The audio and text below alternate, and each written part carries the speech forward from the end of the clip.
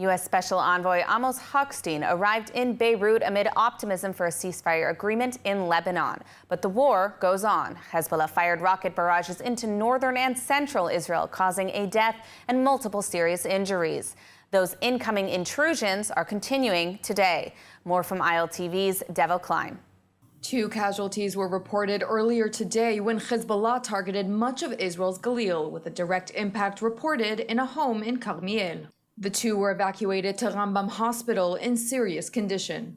This barrage comes after Hezbollah targeted central Israel, with 1 woman critically wounded and several seriously injured when 1 projectile made direct impact in the central city of Bnei Brak. Damages were caused to electric lines and cars from falling debris from rockets hit by air defense. A rocket also struck a power pole in a commercial area in Ramat Gan, causing a fire and damaging an empty bus. As you can see behind me, a short while ago, projectile impact landed right here in the city of Bnei Brak, a residential area with lots of civilians around us. We're talking about multiple impact sites. Right now, as we know, there are 4 injured in various conditions, according to medical sources. Alerts were sounded in the largest cities in central Israel, including Tel Aviv, Netanya, Ramat Gan, and Bnei Brak, forcing more than 2 million Israelis to shelter. The attack briefly halted takeoffs and landings at Ben Gurion Airport. Earlier, an Israeli woman was killed when a rocket made direct impact in the Israeli Arab town of Shifram in the Galil. The victim was identified as 56-year-old teacher Safa Katawad. She was killed by a direct strike missed by air defense, even though she was sheltering in her apartment safe room. A 4-year-old boy is in serious condition. 20 residents of Shifram were treated for injuries. Well, following last night's rocket barrage fired from Hezbollah, 5 were injured in central Israel due to a direct hit. ILTV's Ariella Lachiani is at the scene of the hit now with more information. Yes, thank you, Emily. So I'm here now in Ramat Gan, where just last night, as sirens sounded across central Israel, a direct hit from a rocket to a power pole here caused significant damage to a building and to an empty bus. Now, 5 people were injured in the incident, including a 54-year-old woman who is in serious condition. The IDF had reported to have intercepted a missile, causing the belief that the damage was due to debris caused by the interception. However, the police have since confirmed that this was a direct hit, therefore leading to the understanding that there was some sort of malfunction or failed attempt at an interception. Well, all eyes are on Beirut, where visiting U.S. envoy Amos Hochstein is headed into ceasefire talks with Lebanese leaders. Elsewhere in the Lebanese capital, the IDF is still striking Hezbollah targets. More from ILTV's Steve Leibowitz. U.S. Special Envoy Amos Hochstein had indicated he would not come back to Beirut until the ceasefire agreement is ready for signing. His arrival indicates that the signing could be in the offing. Hochstein made the trip after Lebanon reportedly responded positively to a ceasefire proposal submitted by Washington and approved by Israel. He's meeting caretaker Prime Minister Najib Mikati and Parliament Speaker Nabi Berri. According to Hezbollah-affiliated Al-Akbar newspaper, the Iran-backed terror group submitted its response to the proposal and reportedly has objections. A leaked draft of the U.S. proposal shows that the agreement would include full implementation of UN Security Council Resolution 1701, mandating a withdrawal of Hezbollah beyond the Litani. It also calls for an international oversight committee and the deployment of 10,000 Lebanese troops in South Lebanon along the Israeli border. The draft reportedly includes the Israeli demand to have the right to respond if Hezbollah acts in violation of truce conditions. Meanwhile, the war in Lebanon goes on. Elsewhere in the Lebanese capital, an Israeli airstrike reportedly destroyed a 3-story building in Beirut's southern suburbs. The IDF also continues advancing on the ground in South Lebanon. Fighters of the 226th Brigade destroyed dozens of launchers, rockets, and weapons in areas used to fire missiles into Israel. The soldiers located and destroyed an underground terror infrastructure that stretched dozens of meters across the area, containing Hezbollah living quarters and stores of weapons.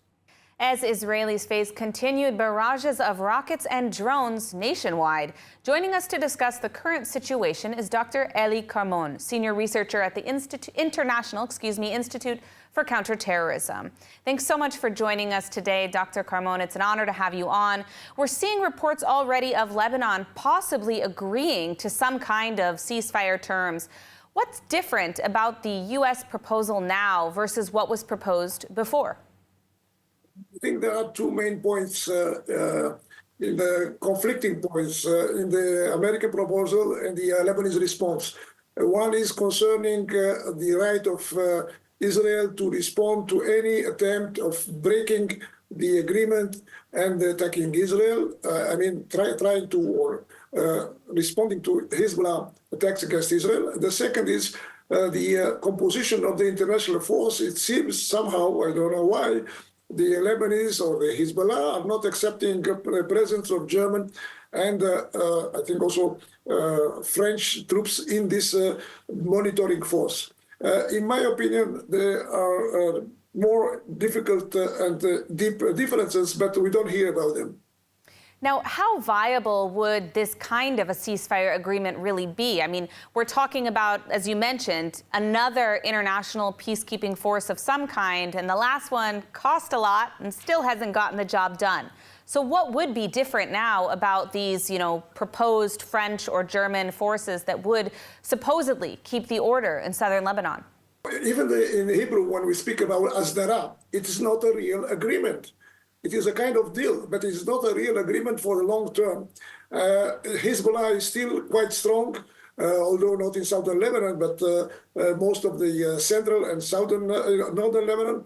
And we see they are continue to firing rockets and drones to Israel. In my opinion, if Israel does not arrive to the Litani and destroys completely the huge infrastructure that we see in this southern part of Lebanon, and also continues to destroy the arsenal of the Hezbollah. The agreement should be based on not only on the resolution 1701 of the Security Council, but also 1559, which means that Hezbollah has to be completely disarmed. Not only a ceasefire, but complete disarmament of Hezbollah. And for the moment, we don't see it in the agreement.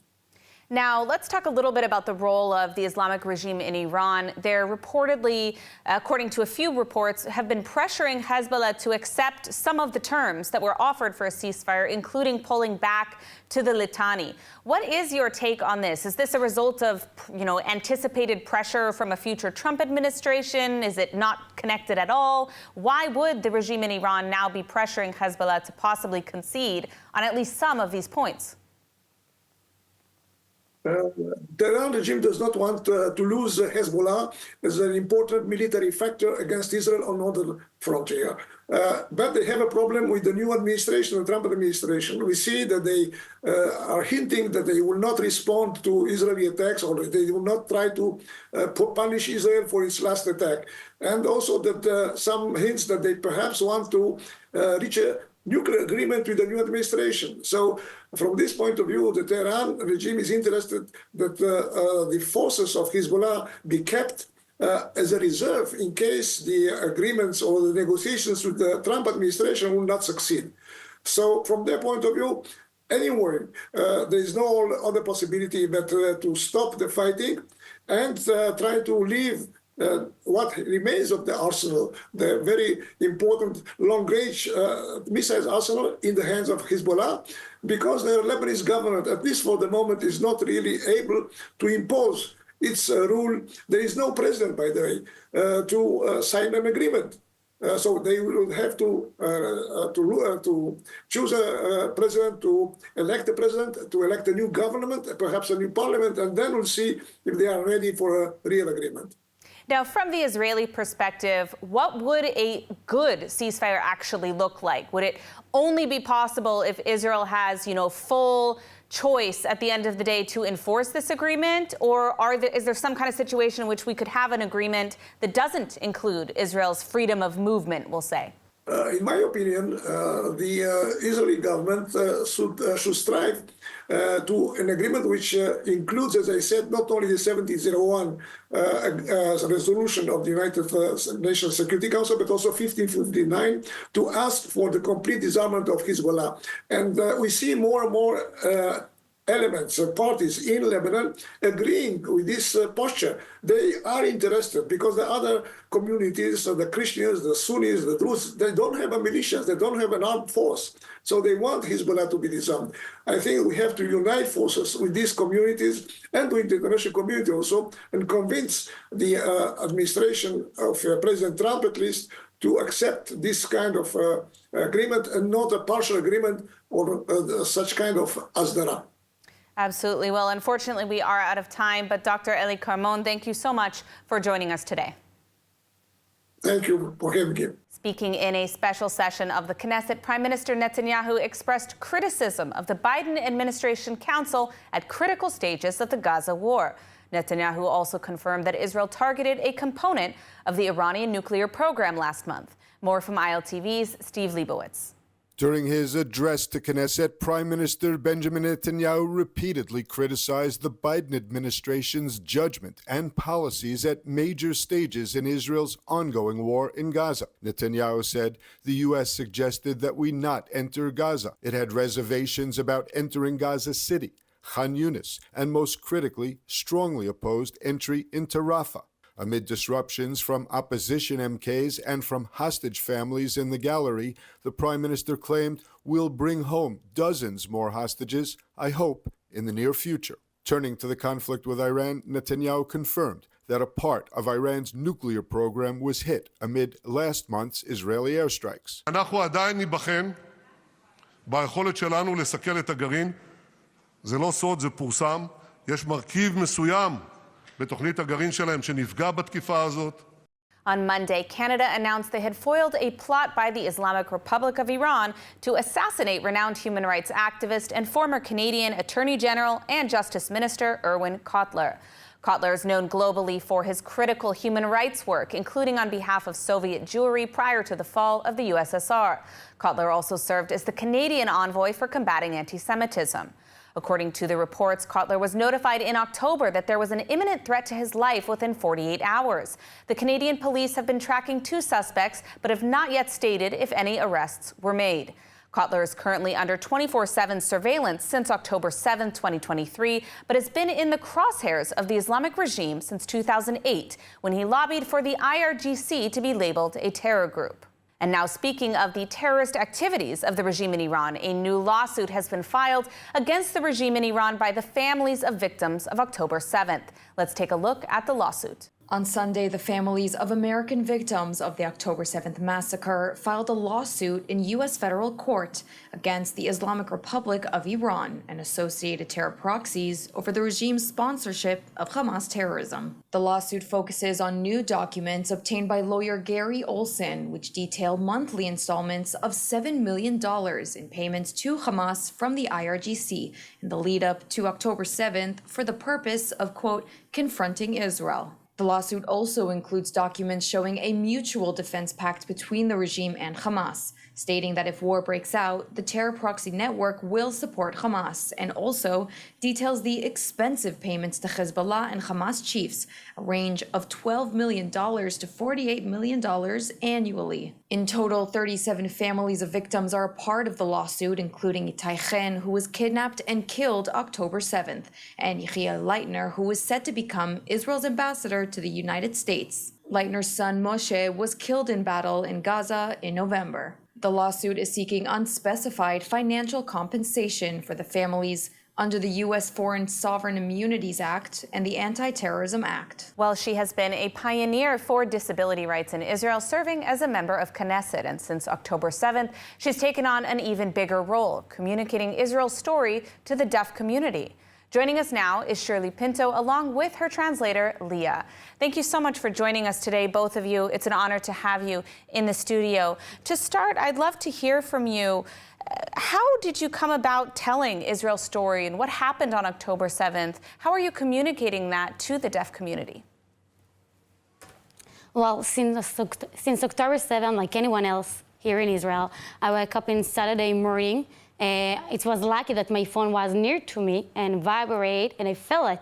All my family are deaf. We went into the shelter in our house, and I started to record what happened in my own house. My children, we are all day long in the shelter, what we are doing, the rockets and everything.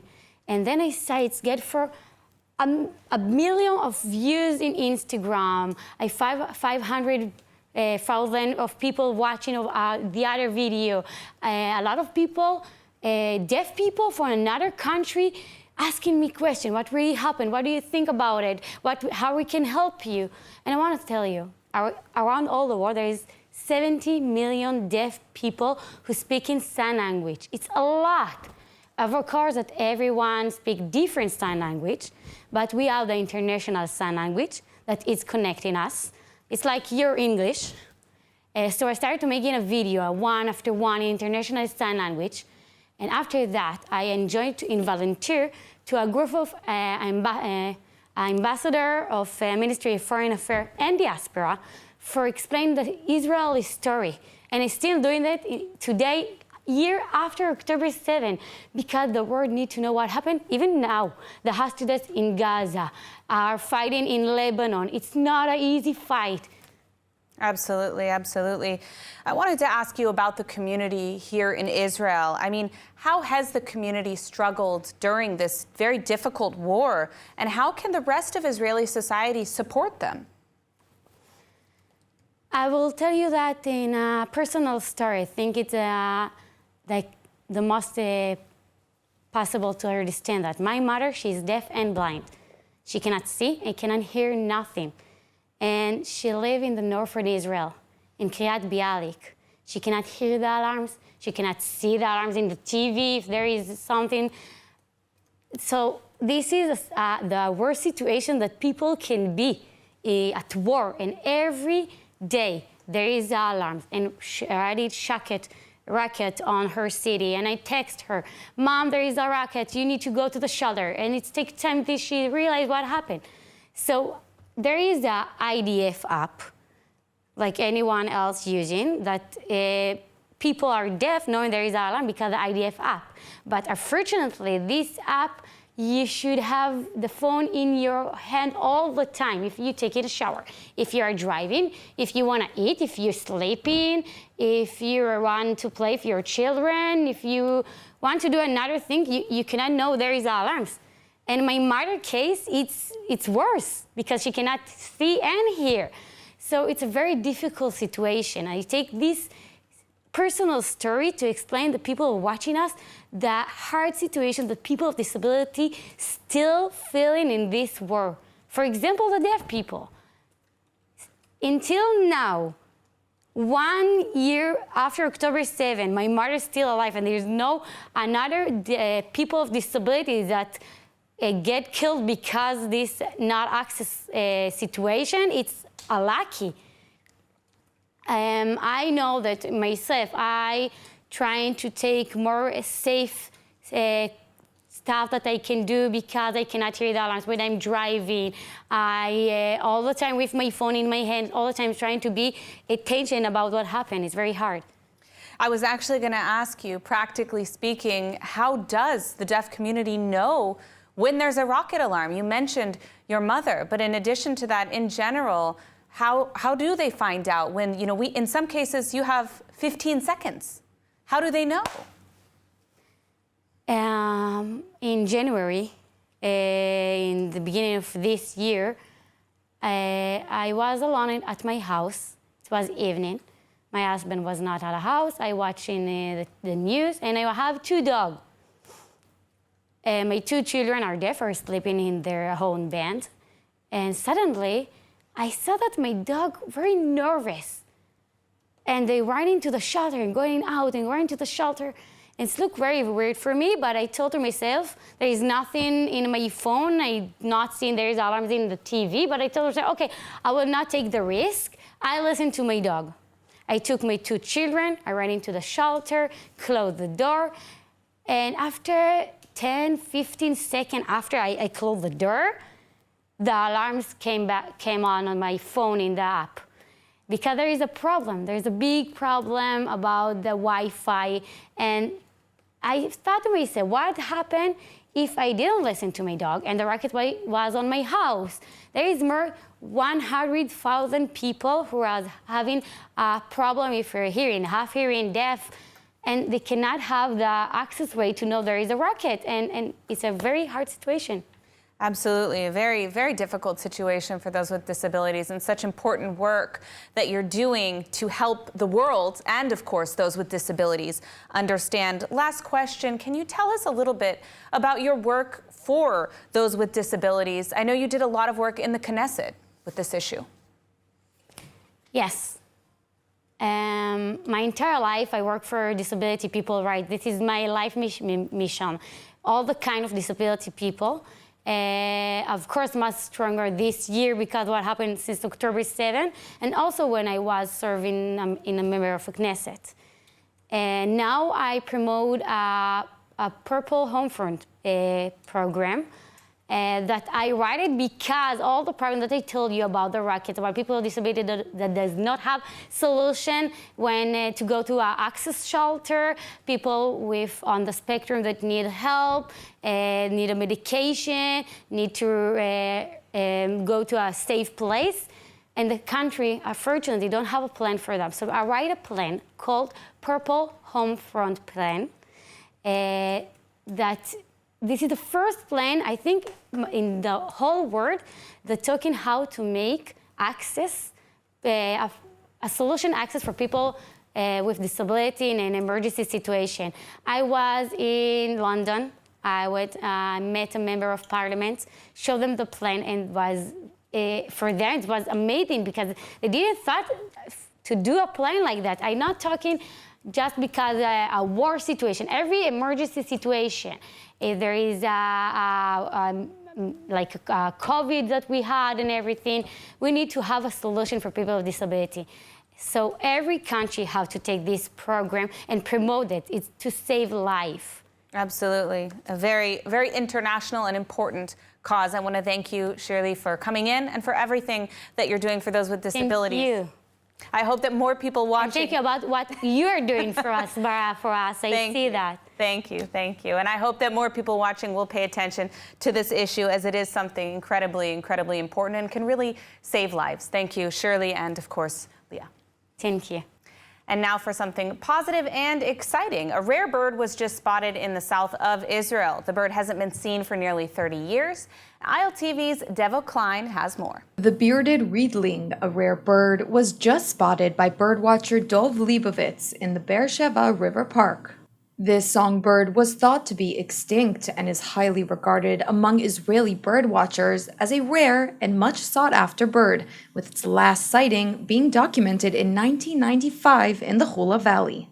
To date, bearded reedlings have been documented in Israel only 12 times, nearly all during the 1980s, making this sighting incredibly rare. Meidad Goren, director of the Ramat Negev Birding Center for the Israel Nature and Parks Authority, explained that the bearded reedling is the sole species in its family, with its elegant, long tail. Sagot Winery, where passion meets tradition.